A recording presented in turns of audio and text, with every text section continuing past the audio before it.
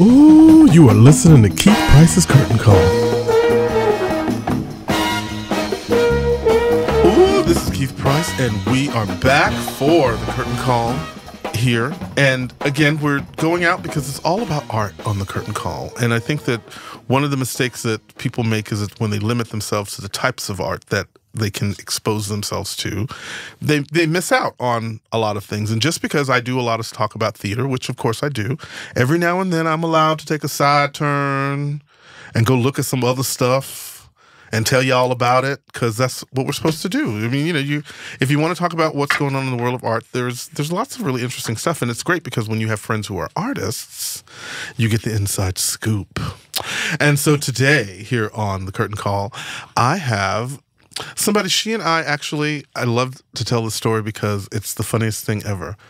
I met her mother it seems like many years ago, but it was just a couple of years ago. And her mother came to see a show that I did. And in the show, I was telling a lot of personal stuff. And it turns out that your mother and I have a lot of things similar in our world. And so Mira Gandy, who is here with me, one of the things that I found out about Mira Gandy is that not only is she a very accomplished artist on her own, boom, but she and I have the same birthday, same date, and same year. Isn't that the best? So we're both 28 right now. Yes. We're both 28, making it work. And I'm trying to make this interviewing thing happen. And you are out in the world turning pieces of places into art installations, just out on the street. Mira Gandy, honey, she's got this new piece that's coming up with Flux Public Arts Project. And now you have to tell me the name of this again, make sure that I have this right. It's Up. It's up, You Almighty Race. And this is inspired by Harlem's 125th Street landscape and the Afrocentric beauty that's found in Harlem. Like, really? The Afrocentric beauty in Harlem. In Harlem only. In Harlem only. That's the only place it exists. But for you, how exciting. You have an installation. It's amazing. I literally just put the last piece of the installation up today. So tell me about this installation. Now, you can go to miragandy.com. Right. And look for everything that you need. That's MIRAGANDY.com, because people act stupid, they can't spell. MiraGandyArt.com. MiraGandyArt.com. Yes. And you can also go to Flux. It's called the Flux Art Fair. Mm-hmm. So it's going to be May 3rd through the 31st. And it's a whole month. We open on May 3rd. And it's in Marcus Garvey Park. My piece is the street light pole on the basketball courts in the park.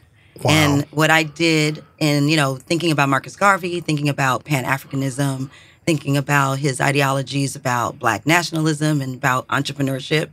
I live in Harlem on 125th Street. When you get off that train, you hear a braid miss. Well, you might not hear it, but if you got to have some sort of hair. There's a lot of little African women that will get you. And if it don't look straight and it's not weaved out, they will be like, braid miss. So I was thinking about that when I, part of this is 40 artists in the park. And I thought, wow, this is what Marcus Garvey stood for. Like, here these women are. They're not working at the Red Lobster. They're not, working in the beauty salon. They have their own business. They're right. So with that spirit, I thought about that. And I said, my art is always about beauty and women and, our relationship to that and culture. And I was like, what if I take some of these braids? Mm-hmm. It's synthetic hair, and I braid and make some braids and then wrap that around this streetlight pole. And I said, I could use some great colors, Jamaican colors, African textiles. So that's what I did. And then I was thinking, what would be significant? How many braids? Well, in 1916, Marcus Garvey arrived in Harlem. Mm-hmm. So I said, I'm going to make 1,916 braids, which, sounded fantastic. And they loved my idea. And they said, yes, girl, come and be in the Flux Art Fair. And I was so excited because it's, my first public art. That was a couple of months ago. She was sitting inside a house like some immigrant working in braids. Honey. You can go to my Facebook page, and I have all the documentation of me braiding at night, braiding in the middle of the night. I went to L.A. and Lake Tahoe. I was braiding on the plane. Go to Up, You Almighty. Up, You Almighty. In my Facebook page, you will see me braiding next. And, New Yorkers are so great. Mm-hmm. Nobody even cared. I had all this, hair weave stuff. They're just looking at you what is she doing? Is she making a sweater with that? And it really was... Exactly. But it's so beautiful because it's, the synthetic, it's, textile. Right. And so I just made all these braids and I literally, installed it today. I had to really think about how to get up there and all that stuff. I hired a company and we put it up. And so, yeah, if you can see my kind of process. But I think I'm happy because it's something where I stretched myself. As an artist, stretching yourself. I usually paint. I do collage work. I also have another project, which I'm so happy about. My creative partner, Aram Claiborne, Art Takes Soul, which is theater and art merged. And then she's opening her play in the United Solo Festival on October 4th. And I'm doing the artwork and projection, So it's really good to stretch. And this was about that. Expanding yourself. Mira Gandy with me here on the Curtain Call, and we're talking about her art installation that's going to be happening at the Flux Art Fair come May 3rd. And it's running from May 3rd until when? The 31st. The 31st. So that means if you are in the New York area at any point in time and you're making one of those moments of a tour. Now, I was just thinking, are like the tour buses going to stop in front of your art installation? Oh, yeah. Actually, there's going to be so much programming. And the day of, from 6 to 8, you can come. And there'll be a whole opening, and people will be walking you around, and you'll see all the art. And then there'll be like a party in all the different venues in Harlem, because Harlem is very, very much cultural. Yes, very everything. So, and then every Saturday there'll be programming. So just go to Flux. What is it? Fluxfair.nyc. And you can see all the events. But I'll be there at everything. All right. And I'm hiring some of those African women to come and actually be there probably on the 21st or the 4th of May and just braid your hair. Like, when you go to Jamaica or you go somewhere, you get your little Bo Derek. They probably don't call it Bo Derek now. Now they would call it the Kardashian braid. The Kardashian braid. Oh, my God. Yeah, so I'm going to hire them really just in support. I'm really about art in the community and accessibility. I think everybody should be able to go see theater, see art, and just engage with it. And I'm so happy I'm on the basketball courts. Because just putting it up, the guys that were playing were like, what's up? What you doing? And it's really important. And you're bringing art to people that may not have ever even thought about, because again, the beautiful thing about art is there are no rules. Right. So who is someone that's like, well, she wrapping hair around a pole. What's that all about? But then you say, but she's wrapping hair around a pole because she can. And that's how it goes. And I love that. Isn't that the best thing, though? It's the best. About and being free enough as an artist to get to say and do what you want. So for you, what is the inspiration for art in general? Is it like how you said this was a moment of coming out of the subway, you see all of these women braiding hair and you recognize what that means from an economic place? Like, do things just inspire you like from that place all the time? Or I should say, is it more of a spontaneous, this is a moment that grabs me and I go with it from an improv place? Or is it something that you methodically think about? Like, I'm feeling a collage about whatever, and that's what I'm going to put together. Yeah, I think do you roll that both. way? It's both. Mostly just engagement. The media is a big part of what I'm interested in, like the media and interaction with people. So, as a woman, I'm always putting my face on or doing my hair and these kind of like definitions of beauty and how that affects all of us. So as a woman of color, what does it feel like to always be looking at TV and seeing this certain image, or who's deciding there? So why do we all look alike now? Why does everybody, those kind of things. So pop culture is always a big influence. And then sometimes I'll just, wake up and say, wow, I want to do something about it. I mean, this images that on the book that I gave you, these images is one black woman with a white face and a white woman with black face. And I was just thinking she just had an herbal mask. They are I masks. didn't put any race context into this. I was like, well, she's just taking care of her skin. And that's good. And that's good because that's the ambiguity that I want. I want you to say, oh, that's interesting. But with that, I was literally just, watching I think I was watching TV. And I couldn't remember. I was just watching some video. I saw Taylor Swift. Ugh. And it was Taylor Swift. Why do you say, ugh? I'm tired of her. Well, this was way earlier. You would have been really tired of this, too. This got me angry because she was, it was a photograph. That's what it was. And she was dressed up in she did some song with Lil Wayne. So she's all dressed up. You know, she has a hat, she's got a grill, she's got gold chains. And I was like, what is that about? Yeah.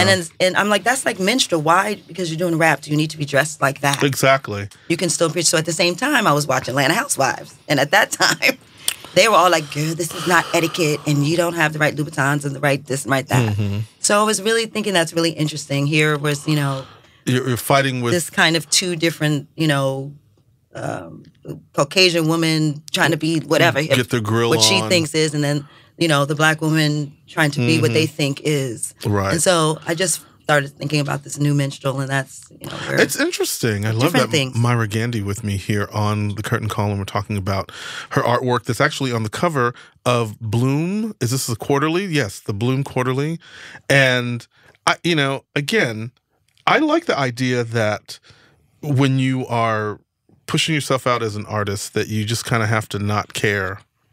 Do you worry about offending people with some of the things that you put, some of the images that you put out there, or do you? I don't. Because my intention, you know, I think the content of what, I think I want people to respond to the content, want them to be appreciate something about it, have some sort of emotional reaction. So because of who I am, my personality, my philosophies in life, I tackle really serious things. I'm talking about racism. Right. I have a whole series about colorism that you could see it, you know, and that's why I use my collage. But I'm not coming from an angry place. I'm more investigative. So I'm investigating, I'm observing, and I'm saying, wow, look at this. Do you see this? And I'm putting that out. What do you think about that? I want to generate some sort of dialogue about it. Right. So I'm participatory at some point because some, you know, my hair is blonde or whatever. Right now I have these fabulous faux locks because I saw Megan good with them on, and I'm like, this is very fabulous. You know, I come from a fabulous diva mother, Irene Gandy. Yes, honey. So I always have to look right. So I'm affected too. So it's not like I'm just standing outside, but I don't feel like I'm not putting something out for shock value. I'm really putting these things out that I observe, I'm part of, and I want to create a dialogue. Yeah. You know, what do you think about the fact that, you know, she's dressed this way, you know, and that, you know, frankly, that they're calling braids that Kim Kardashian and they think that they created that. Not Kim, the younger ones, but they created the braid that we all grew up wearing in the middle, a part down the middle of your hair and two, you know, cornrows. So that's interesting to me. Well, you know what? It's so funny that you say that because I think one of the things about I sense this is like almost a sense of there's anger about the appropriation. Yes. And that's really where you're focusing a lot of the energy, at least in this conversation, about some of the other pieces that are in there. Because again, I remember, you know, and this isn't the first time because because we're the same age. Yes, exactly. And a happy belated birthday, by the way. Yes, happy belated. We're the same age. You remember when 10 and Bo Derek came out. Yes. And how black people were like, what is she doing? She's not doing nothing special. Right. I could put braids on my hair. And then it became all the rage. And, you know, nobody wanted to question at the time that you basically were appropriating something that wasn't necessarily yours. Now, granted, what you do to your hair is your own business. Right. But don't pretend that all of a sudden you woke up this morning and I think I want to have braids with beads in my hair, like macrame. Right. Because I've never seen that before, and I think that I'm the only person in the world that's going to do it and do it well. Right. That's, I think, where the anger and the ire for us as people who constantly feel that their stuff is being appropriated. Because I feel that same way about the whole gay energy and the gay identity as well. I feel the same way about how even within like the gay community, there's moments where like you'll be with white gay men and they're behaving in a way that is either very black woman-esque right. or very like Tangy Queen-esque, that I know that some of you all did not come from that. Most of you did not. Most of you did not. I'm just saying. And it's okay. Yes. But try not to pretend that you are owning that. Like, right. It's okay for you to enjoy it and utilize it for however it is that you're going to utilize it, but know that you don't really own it. Yeah. And I think that, like, as you know, again, as I said, that we're having facial masks because I love a good coconut scrub. This one looks like, and this one is probably more of a true mud mask in my mind. But at the same time, for you, this has a different impact. And I like the idea that you and I see this two different ways. I'm like, she's getting a facial, and you're like, this is a white woman, the black woman with a white mask on, trying to figure out how she's going to. And then the same thing too with this particular picture that I'm looking at of managing, her hair and managing keeping it out of her face so that you can see how white she is. Even though there are rings of her essence underneath. And I guess it's because none of us own anything. Yeah, I mean, we have to. I agree with you. I'm not like angry about it, but I'm real about it. And I think there's such a, homogenization of everything, of cultures. And especially in Harlem now. Harlem is just like this incredible melting pot. It kind of reminds me of where I grew up in the village. Yeah. I grew up in the village and how it used to be. Lots of different cultures. So I like it, and it's the old and the new. But it's really clear, which is why I want to do something Marcus Garvey specific. Right. With my art installation. Up, you almighty race, accomplish what you will, is what his quote is. Right. Where I derived my title from. And I just feel like it's just really important to remember like the roots of wherever we are and everything. Not, don't just wash everything away. I mean, right. So I think that's important. But then I also thought, because I'm, universal, I'm a Buddhist. I heard you talk about Buddhist. And as a Nichiren Buddhist, my philosophy is really, all-encompassing. Everybody has this high potential. And how do we tap into that, right? And how do we make people realize that, we all have this greatness in us. So I really like that quote. And the braid is something, we don't own it as Black people. White people don't own it. It is something that is kind of nostalgic, universal. Everyone can relate to a braid. They had their hair braided at one time, or not. So I thought that would be some way to kind of bring people together. Right. So I'm always trying to do that, even though I'm talking about real stuff. Right. Because I can talk to you about your ignorance. I can talk to you about your racism, your homophobia, if you're open. Right. And I can change your mind, because when you look at me... this beautiful thing. You'll be like, oh, really? You're all that? And I didn't even know? Ew. You know what I mean? But that's maybe, that's not maybe, but that's why each one of us have a mission in our own skin. Right. And it's one-on-one to change people's ideas about things that are hate-filled or whatever. And I know you can do it, because I've done it. And art is such a entry point. Well, art, the thing is that the power that art has is that it can penetrate places that spoken word can't. It can penetrate places that music sometimes. I mean, all of that is under the umbrella of art. But there's certain things about when you have a painting or when you have an installation where you have to be immersed in it. It changes the way that you perceive everything around you. At least that's my interpretation. Yeah, so again, May 3rd, honey. May 3rd, fluxfair.nyc. I'm so excited. I will be there for all the events. There'll be events on Saturday. There'll be events on Wednesday. Wednesdays on a regular basis throughout the month. You can see there. And I'm also excited because I got an award from the Marcus Garvey Park Alliance for my installation, and we haven't even opened yet. So I feel great. Because I'm sure my hands were certainly burning with those 1,916 braids. I felt the pain of the African sisters, my African sisters. I really lived what it's like to get the hair braided without the pain, though. The pain. Well, can you just? It's just one Your side head don't hurt. Tap the no weave. tap the right. But wait. But one of the things that most people don't understand and don't know about that culture is if you get off the train, literally walking through the turnstile, and they can sense your weaver's toe up, they will stop you before you even get above ground. And they were like, braid miss. You need this. Come and get your hair braided. It's so real. I'm going to bring you some hair braids next time I see you. Some extensions. Something to go with my long, luxurious blonde hair. Oh, Myra. Well, thank you for hanging out with me. Thank you so much. Oh, my gosh. So me. go to MiraGandyArt.com to find out more about everything that Miss Myra is doing on just not only for what she's got for the Flux Fair, but for herself as well. Go to fluxfair.nyc NYC to find more about the actual event that's going on, as well as everything else that's going to be happening through May 31st, from May 3rd on. So again, this is it. A side detour into something that's more than just singing and dancing, which of course we love.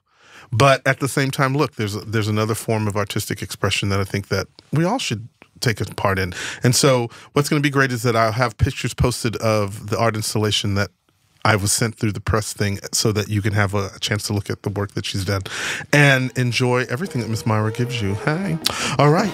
Thank you so much. You are so welcome, girl. And we will be